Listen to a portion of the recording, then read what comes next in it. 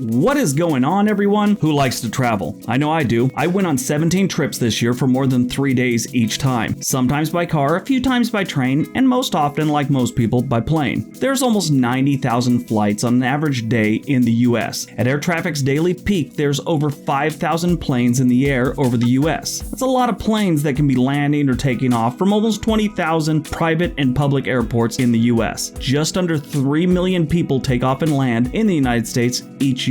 A majority of those 3 million people hate the whole experience. Buying tickets, going to the airport, getting through the airport, getting on the plane, getting off the plane, getting a drink at your destination, finding out that your bags are in Atlanta and you're in New York, it's never a good time. Half the time, the average person promises they will never fly again. 90% of them break that promise a couple months later for one reason or another. Hands down, the worst part of the whole experience is the airport. Most of the time, they're big and they're confusing. They're like little cities. Some of the major airports you would think were designed by a person that is clinically insane. They're the worst. And that's what today's list is all about. The bad ones. So sit back, put on your neck pillow, and watch my top 10 worst airports in the US.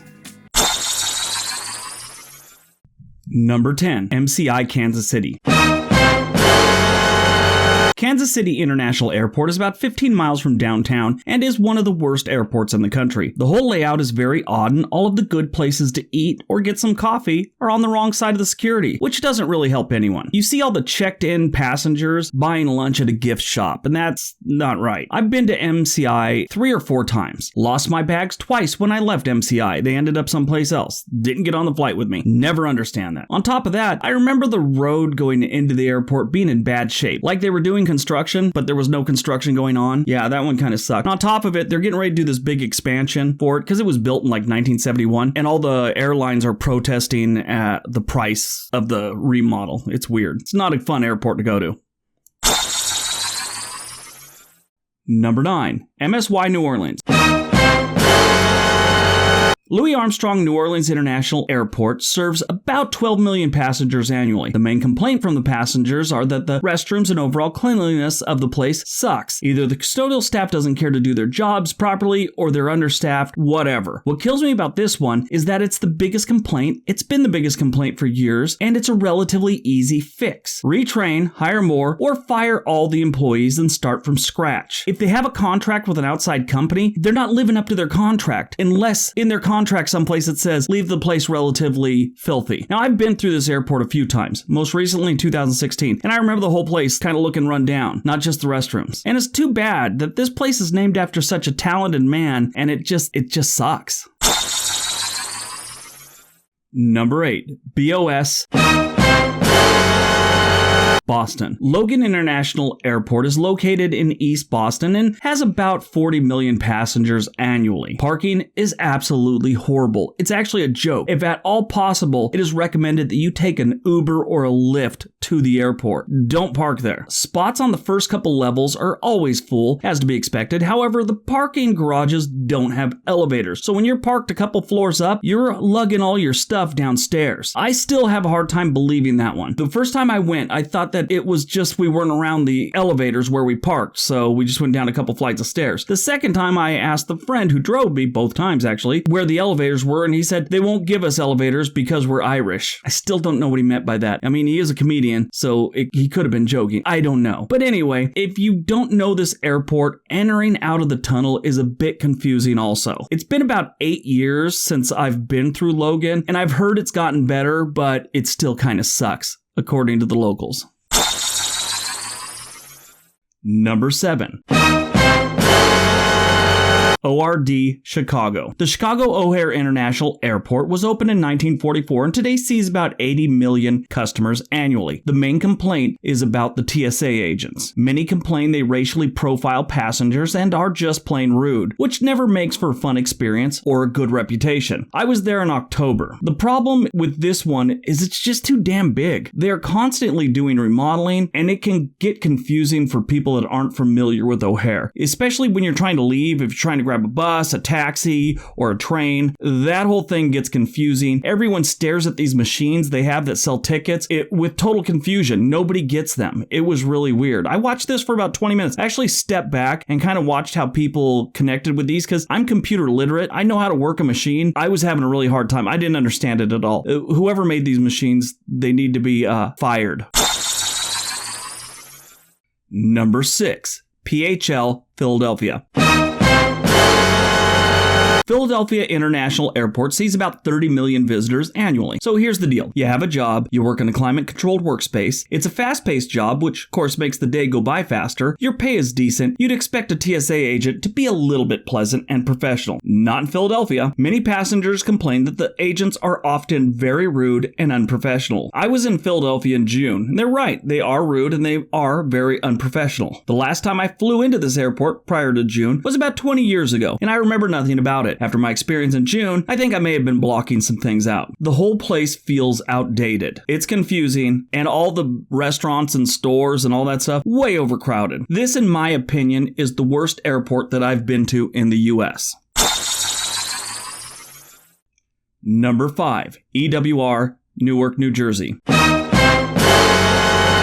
Do yourself a favor and never have a delay in Newark Liberty Airport for any longer than maybe an hour. The lines here are horrifically long for everything. Check-in, bathroom, security, coffee, anything you want, you're going to be waiting in line. You should also expect to have to stand the entire time because they don't have any seats, it seems like. No available power outlets, no free Wi-Fi. It's like a 1970s airport when it comes to technology. This place is devoid of all innovation and customer service. The best thing to do with this airport is to mow it down, grow a forest, then set the forest on fire so that way when people look at this place, all they'll remember is the forest fire, not the airport. It's a typical place in New Jersey, though.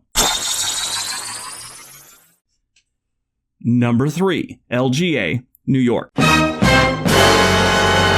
LaGuardia Airport is one of the 3 main airports in New York and sees about 28 million passengers a year. This is the airport you go to when you need to get a plane that same day, and all the other flights at all the other airports are completely booked. Visitors often complain that it's very dirty, the food options are horrible, and there's often leaks in the roof and holes in the carpet. It's so bad that our past Vice President Joe Biden referred to it as a third world country back in 2014. Watch any sitcom or TV drama about New York and you will eventually see jokes or comments about how bad LaGuardia is. I've never been to this airport, so I asked a New York friend if it's as bad as its reputation. He said no, it's much worse. He said that every time he goes to LaGuardia, he feels like he went to a business that's closing down, like they filed for bankruptcy and it only has a few days left till they close forever. And stop typing. I can comment if I haven't been there. It's called reading and researching. As a matter of fact, I did just comment without being there. I get that all the time. How, if you've never lived there, how come you say that? How come you can't say anything if you've never lived there? Oh, really? If you've never experienced anything, you can't say anything about it. Is that what the mentality is here? How are we getting books about the Revolution or the Civil War or historical things like that? Those writers and movie makers never were in the Civil War or the Revolutionary War. How's it happening? It's called research. Stop typing. Number 2. LAX, Los Angeles. The Los Angeles International Airport sees roughly 85 million travelers a year, and that's their problem. If you break that down, that's about 230,000 people going through that airport every single day. It's a lot of people for one airport. LAX is way too crowded. Never expect your experience here to be a quick experience. Even if you're just picking up a friend, LAX has a thing where it almost seems like it's an all-day affair every single time. I grew up in LA and flew in and out of LAX too many times to count, and it sucks. I know the place really well, and it still sucks. You think I could get in and out? No, it's almost impossible. The thing I do like about LAX is the horseshoe design. It works. I'm sorry. It works if you don't have 250,000 people going through it every single day. If this place was designed like some of the other airports in this country, it would be shut down because of safety issues. This place has got a great design, but like I said, just too many people. Too many people. If at all possible, go to Long Beach Airport. And number 1, JFK, New York.